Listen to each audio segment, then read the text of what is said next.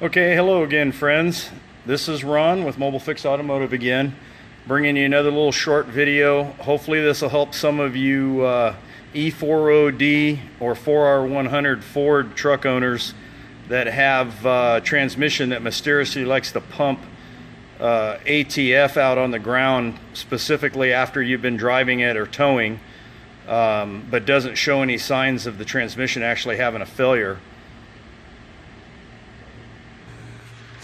Okay, so what I'm going to discuss with you today, and this isn't going to affect everybody, this is going to affect people that are having problems, and I'll tell you what my failure was on my truck, which some of you have seen in videos in the past, is a 2001 F350 crew cab dually with a 7.3 power stroke in it, and I've got the 4R100, and when my truck had 60,000 miles on it, I was in Salinas, California, climbing a grade with a 11-foot Lance camper and a 16-foot race trailer, and I basically cooked the transmission. And originally we thought that the transmission just went out because I was hard on it with my Banks kit and all, but originally the transmission shop that did my race build on it showed me that what I'm going to show you right now to bypass this this line, and I'll explain to you what I did. In this particular case, it's been a while since I've had one of these in the shop to be able to shoot a video on, so that's why I'm doing this so late. But the part that I'm going to show you is the actual part that came out of my truck that failed, and you should have one in yours. I'll show you where this one in this vehicle is located, and then we'll go from there. So basically what this is this is a transmission cooler bypass valve. There is a spring and a ball in here. And the way this thing is designed when it's working normal, when the temperature is really cold out, and this affects most of the people back east. I'm in California. Cold to us is 50 degrees, so I don't really think that makes much of a difference. But what we have been seeing is that in California, these valves don't move very often, and I think they get kind of rusted up or sticky. And what will end up happening is the first time we do see a really cold day in California, this valve will block the cooler and then freeze in that position and basically not allow the transmission cooler in the front of the vehicle to circulate oil back through the cooler back into the transmission and cool the transmission fluid down, if that makes sense to you. So hang on real quick, I'll walk you over to the vehicle with the flashlight. And the vehicle that we're working on today, or that I'm working on today, is a Ford Excursion. And if I can get the camera up in here, you can see the pipe right there, the output pressure line that goes to the cooler, and you can see that piece that's on my bench going back. And then if I bring you down here to the rear, this is the back side of it where it comes down into the return line. And so basically what this is supposed to do, once again, is it's supposed to cut off the cooler at the front of the vehicle. It's supposed to bypass the transmission cooler that's inside your radiator, as well as the transmission cooler that would be in front of your radiator. Now, this particular vehicle here does have a remote cooler because there are two lines that go forward of the radiator. So up inside the front of the vehicle, there is an actual secondary cooler in addition to the one in the bottom of the radiator. Basically what you need to do is you need to put in one of these kits, and you can buy them from different companies.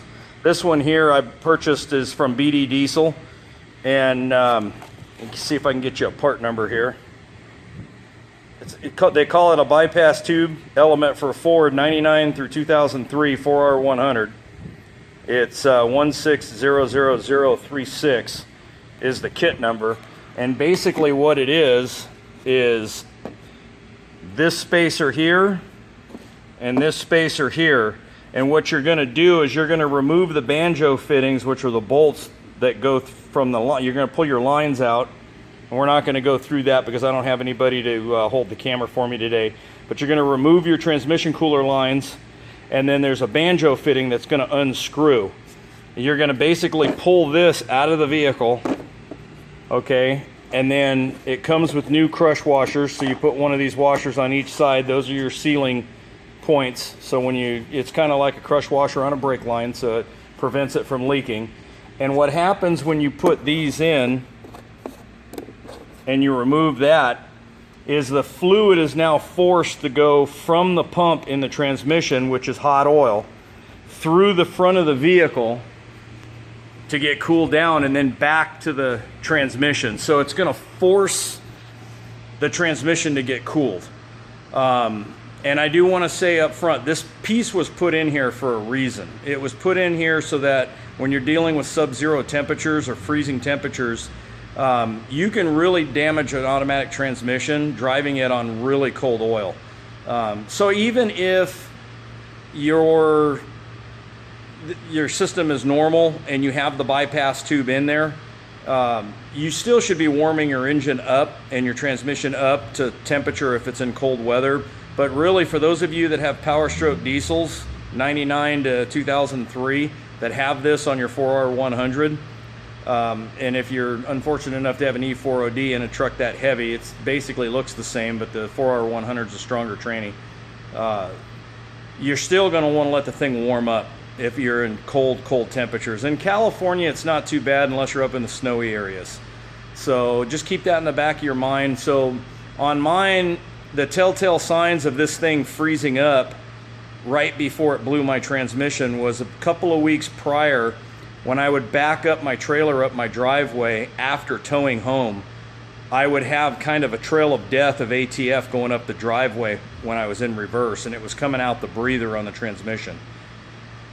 The following week after that, when we went to go do the race up in past Salina, Salinas, California, I forget what the name of it is, but when we were at San Jose, we were heading up to San Jose. When we cooked the transmission going up there, it started leaking out the front pump seal around the torque converter seal because it was getting so hot. And what was causing it was this thing basically locked up, shut my cooler on the front of my vehicle off, and the transmission fluid was just boiling. It had no way to cool itself down, and eventually it just melted everything, all the seals. So hopefully this will help you guys out, and if you guys are experiencing problems where your transmission is not severely overfilled, but when you're towing or when you're out on hot days climbing hills and you're getting ATF dripping out of the torque converter housing or through the vent, you might want to try putting one of these deletes on there to help you guys out. I know it's really saved me. My transmission temperatures run way cooler now than they ever ran before. So once again, this is Ron with Mobile Fix Automotive, and we'll see you on the next video. Thanks. Oh, by the way, the parts link for this stuff is going to be down in the description underneath, so you have to click on the drop down menu to find that. All right, see you guys later. Bye.